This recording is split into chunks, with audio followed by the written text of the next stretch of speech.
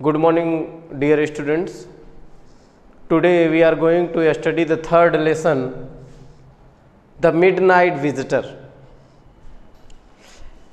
As I told you, according to the title, we have given some message. जो title रहता है means जो chapter का name रहता है, उस चैप्टर के नेम के अकॉर्डिंग वो सारी स्टोरी रहती है। तो आपने बहुत सारी जैसे स्टोरियां पढ़ा, जैसे आप लेटर टू गॉड पढ़ा, उसमें देखा कि वो जो सारी स्टोरी थी वो किस पर डिपेंड थी, लेटर पर डिपेंड थी। इसके पहले आपने पढ़ा अपना जो है जो लेसन पढ़ा था, मतलब जो कुछ भी आप पढ़ते हो, थीप्स स्टोरी पढ़ा था, उसमें देखो वो चोरी के विषय में थी। तो हर लेसन में जो हमको मैसेज मिलता है, उस मैसेज के अकॉर्डिंग जो है वो उसका टाइटल रखा जाता है। तो इन दिस स्टोरी, इस कहानी में जो है हम बात कर रहे हैं दो सीक्रेट एजेंट की, जिसे हम डिटेक्टिव बोलते हैं, स्पाई, जासूस की बात करने जा रहे हैं। अब जब कभी भी बात आती है सीक्रेट एजेंट की, तो वहां पर हमारे दिमाग में ऐसा आता है कि he are they will be very intelligent, absolutely, they will be handsome. ये हमारे दिमाग में आता है कि बहुत बुद्धिमान होंगे और खूबसूरत होंगे। तो बुद्धिमान तो होते, there is no doubt about it, but where there is matter of the handsome, it is not important. तो इस कहानी में जो है एक सीक्रेट एजेंट रहता है जिसका नाम होता है एशेबल, और यहां जो आथर है Robert Arthur, he is the writer of this lesson. उसके अंदर ये होता है कि मैं जो है एक किताब लिखूंगा सीक्रेट एजेंट के ऊपर। तो ही is a very excited, he wanted to meet with Ashebal, but when he met Ashebal at that time, he thought that his thinking was wrong. जब वो मिलता है तो वो सोचता है कि मेरी सोच गलत थी, क्योंकि मैंने सोचा था कि ये बहुत हैंडसम होते हैं, लेकिन जब अशेबल का देखा तो उस समय he thought that he was wrong, his thinking was wrong. तो फिर वो क्या करता है, उसका नाम यहां पर फॉलर है, वह उसके साथ जाता है उसके घर पर, किसके, अशेबल के, जो कि 6th फ्लोर पर रहता है, टॉप फ्लोर होता है। और वहां जाता है तो कमरे में एकदम अंधेरा था, वो देख करके भी एकदम कीचड़ वाले रास्ते से, मडी रूट, वह कीचड़ वाले रास्ते से होकर के जाता है। वो सोचता है कि कैसे ऐसे जगह पर रहते होंगे ये लोग। तो यहां पर देखिए, मैं आपको पूरी स्टोरी एक यहां पर समरी नहीं बताऊंगा, हम लेसन जब पढ़ेंगे तो वहां पर हमको टोटली उसके विषय में जानकारी मिल जाएगी। बट मैं यहां पर ये बता देना चाहता हूं, मिडनाइट विजिटर एक तो रहता है जो वहां पर आता है, उसको उसके सामने बंदूक तानता है, खींचता है, वो रहता है। और दूसरा रहता है जो वेटर आता है, वो रात्रि के समय मिलते हैं। इसी पर है ये कहानी। तो let's carry on our topics. Ashebel did not fit any description of a secret agent Fowler had ever read. तो as I told you, Fowler thought that the secret agent जो होते होंगे वो बहुत they will be handsome and intelligent, but where there is a matter of Ashebal, he is not suitable for his thinking.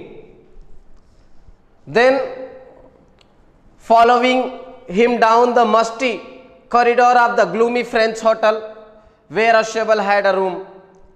Then he followed the Ashebal. For why? Because he wanted to write books on a secret agent. So he wanted to learn something by Ashebal, through the Ashebal. Then he followed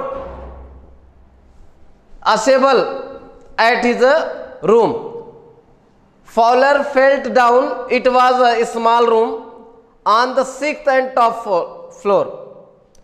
अब जब वो जहां पर जाता है faller उसके साथ, वो देखता है कि इसका जो है room that was on 6th floor and it was perhaps the top floor of that building and scarcely a setting for a romantic adventure. सोचता कोई बात नहीं, वहां पर कुछ न कुछ there will be something new and there will be something adventurous.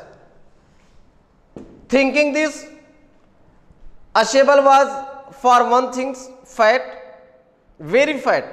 और जहां तक मैंने आपको बताया कि where there is a matter of the secret agent, वो जो सोचा था कि स्मार्ट होगा, इंटेलिजेंट होगा, लेकिन यहां पर होता क्या है कि अशेबल जो होता है वो बहुत मोटा होता है. He is a very fat and वह मोटा होता है. And then there was his accent. Accent मतलब प्रोनाउंसिएशन. वो रह तो दूसरी जगह रहा था, लेकिन उसकी जो प्रोनाउंसिएशन होती थी उसमें American word, American style, American pronunciation होता था. रहता तो वो दूसरी जगह, कई जगह से वो, क्योंकि जो सीक्रेट एजेंट होते हैं कई जगह रहते हैं, लेकिन उसकी जो भी प्रोनाउंसिएशन थी, अभी जैसे हम क्या है, हम कहीं भी रहें, लेकिन जैसे हम यहाँ गुजराती हैं, हम जहाँ कहीं भी जाएंगे हमारे कुछ न कुछ वर्ड्स जो है यहां से मैच खाते रहेंगे, हमारे मुंह से प्रोनाउंसिएशन ऐसा हो ही जाएगा. तो सेम चीजें किसके साथ थी? अशेबल के साथ. Though he spoke French and German passably, means here the author saying that he was speaking what's French and German language, but whenever he was speaking German and French language, at that time he also included the American words. He had never altogether lost the American accent. मैंने आपको बताया ना, accent means होता है pronunciation, तो वह American pronunciation को छोड़ा नहीं था. He had brought to Paris from Boston 20 years ago. कह रहे हैं कि वह पहले पेरिस में रहता था, जो बोस्टन को छोड़े लगभग कितने साल हो गए? 20 साल छोड़े हो गया, लेकिन फिर भी वह अमेरिकन लैंग्वेज जो है यूज करता था, अमेरिकन वर्ड्स. अब व्हेन अशेबल एंड फॉवलर दोनों जब साथ में थे, at once Ausable understand that he is not happy with me. वो समझ गया कि जो फॉवलर है वो मुझसे खुश नहीं है, because his thinking was different, क्योंकि उसकी सोच थोड़ा अलग थी. क्या सोच अलग थी? Because he was thinking that the secret agent will be should be how intelligent and the handsome. But जब वो देखता है तो बोलता कि अशेबल सेड विजली ओवर हिज सोल्जर. विजली मतलब होता है थोड़ा घर्र घर्र बोलना, मतलब जब हमें सांस लेने में प्रॉब्लम होती है, आवाज हम जब बोलते हैं तो आवाज में क्या होता है, थोड़ा घर्राहट आती है. तो अशेबल जो है वह उसके कंधे पे हाथ रख करके बोलता है घर घर की आवाज में, and danger you wish to meet me because you are a writer. मुझे पता है कि आप एक राइटर हो, you are writer and you wanted to meet with me so that you can write something on a secret agent. मुझे पता है कि आप एक राइटर हो और आप सीक्रेट एजेंट के ऊपर लिखना चाहते हो, इसलिए आप मुझसे मिले हो। तो फिर वो बोलता है कि you were told that I was a secret agent. अब आपने बताया था कि आप क्या हो, एक सीक्रेट एजेंट हो। आई स्पाई, स्पाई मीन्स होता है डिटेक्टिव, जासूस। डीलिंग इन एस्पियोनेज, एस्पियोनेज मतलब होता है जासूसी करना। तो आप क्या करते हो, एक जासूस हो और आपका जासूसी करना क्या है, काम है। You wish to meet me because you are a writer, young and a romantic. You envision mysterious figures in the night, the crack of pistol drug in the wine. जब वहां पर वो जाता है तो देख करके थोड़ा आश्चर्यचकित हो जाता है, वहां पर कुछ अलग देखता है। वहां पर वो देखता है कि वहां पर ड्रग्स, पिस्तौल्स, वाइन्स, ये सारी चीजें। Instead you have spent a dull evening in a French music hall with a sloppy fat man who instead of having message slipped into his hand by dark-eyed beauties gets only a prosaic telephone call making an appointment in his room। अब वो क्या करता है, उसे अपने कमरे में ले जाता है। तो वो बोलता है कि अभी यहाँ पर क्या आएगा, एक व्यक्ति आएगा, एक एजेंट आएगा मुझसे मिलने के लिए। जैसे ही फोन की घंटी बजेगी तो आप यू हैव बीन बोर्ड, फिर वो बोलता है कि मुझे तो यहाँ काम है, मैं यहाँ रुकूंगा। लगता है आप क्या हो गए हो, बोर हो गए हो। The fat stood aside to let his frustrated guest enter. तो sorry, the fat man chuckled to himself, chuckled मतलब होता है मुस्कुराना, स्माइल। हिमसेल्फ अपने आप में मुस्कुराता है। As he unlock the door of his room, अभी तक वो बाहर से ऐसे बात करते हुए आ रहे थे, जैसे ही वो क्या करता है, अपने रूम के दरवाजे को खोलता है तो मुस्कुराते हुए उससे बोलता है and stood aside to let his frustrated guest enter. वो अपने जो फ्रस्ट्रेटेड गेस्ट था, मतलब वो क्या हो गया था, एकदम हेजिटेट हो गया था ना, नर्वस हो गया था। कौन, फावलर। फावलर एकदम नर्वस हो गया था, उसको ऐसा लग रहा था, बोरिंग फील हो रहा था। तो वह क्या करता है, अपने इस व्यक्ति के साथ, आथर के साथ, राइटर के साथ वो क्या करता है, अपने रूम में इंटर करता है। You are disillusion Ausable told him, but take cheer my young friend. बोलता है मुझे पता है कि आप बोर फील कर रहे होंगे, लेकिन कोई बात नहीं है, मुस्कुराओ, हंसो मेरे दोस्त। Presently you will see a paper, a quite important paper for. अभी आपको क्या दिखाई देगा, अभी आपके सामने एक पेपर आएगा और वो पेपर क्या है, बहुत इंपॉर्टेंट है ना। Which several men and women have risk their lifes, जिसमें क्या है, बहुत सारे जो है आदमियों और औरतों जिन्होंने क्या किया, बहुत रिस्की काम किया, उनके जीवन के विषय में है। कम टू मी, मेरे साथ आओ। Some day soon that paper may will affect the course of history. और आपको पता होगा ये कुछ दिनों में जो मेरे पास पेपर आने वाला है, ये पेपर क्या है, इतिहास में बहुत प्रभावित, इसका बहुत अच्छा प्रभाव रहेगा। In that thought is drama is there not. तो क्या आपके दिमाग में ऐसे ड्रामा जैसे कोई विचार नहीं आ रहे हैं, क्या ऐसा नहीं आ रहा है, वो पूछ रहा था। As he spoke Ausable close the door behind him. जैसे ही वो बोल रहा था कि असेबल ने क्या किया, उसके पीछे से दरवाजे को बंद कर दिया। Then he switch on the light, means after closing the door Ausable switch on the light, मतलब दरवाजा बंद करने के बाद असेबल क्या करता है, उस कमरे की लाइट को जलाता है जो कि पहले स्विच ऑफ थी। And as the light came on, Fowler had the first authentic thrill of the day.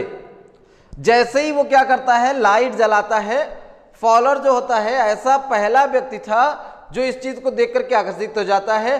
For half way across the room, जैसे ही वह रूम में आधा इंटर करता है, a small automatic pistol in his hand stood a man. वह देखता है कि सामने there was a man who was standing before him.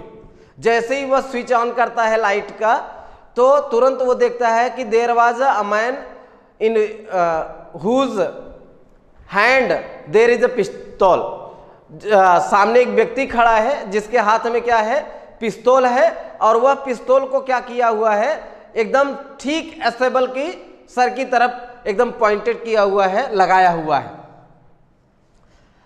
अशेबल ब्लिंक्ड a few times, क्योंकि जैसे अभी हम क्या करते हैं, अंधेरे से जब उजाले की तरफ आते हैं तो तुरंत हमको जो है चीजें दिखाई नहीं देती हैं, तो हमारी आंखें, वो क्या कर रहा था, अशेबल ने, ब्लिंक मतलब होता है आंखें पलक झपकाना, वैसे ब्लिंक मतलब आंख मारना भी होता है, तो जैसे आंख मारने का मतलब कंटिन्यू क्या करना, अपनी पलकों को झपकाना।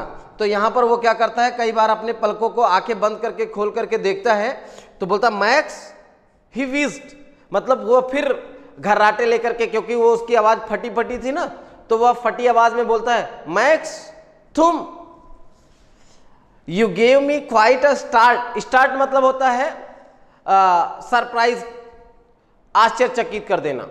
तो मैक्स तुमने तो मुझे एकदम आश्चर्यचकित कर दिया। I thought you were in Berlin, what are you doing here in my room. अरे मैंने तो सोचा था कि तुम बर्लिन में होगे, but you are standing in my room, what are you doing here. लेकिन तुम तो यहां पर मेरे कमरे में हो, तो तुम यहां क्या कर रहे हो। मीन्स अब देखो, मैंने आपको बताया था इस पार्ट में लिखा है मिडनाइट विजिटर, तो पहला विजिटर कौन है, मैक्स, जो कि यहां पर क्या कर रहा है, वह अशेबल से विजिट कर रहा है मध्य रात्रि का समय। It was a midnight, so the title of this lesson is a midnight visitor. तो this is the half of this story. I think you are completely understand this one. If there is any doubt, you may comment in a comment box. Thank you. That's all.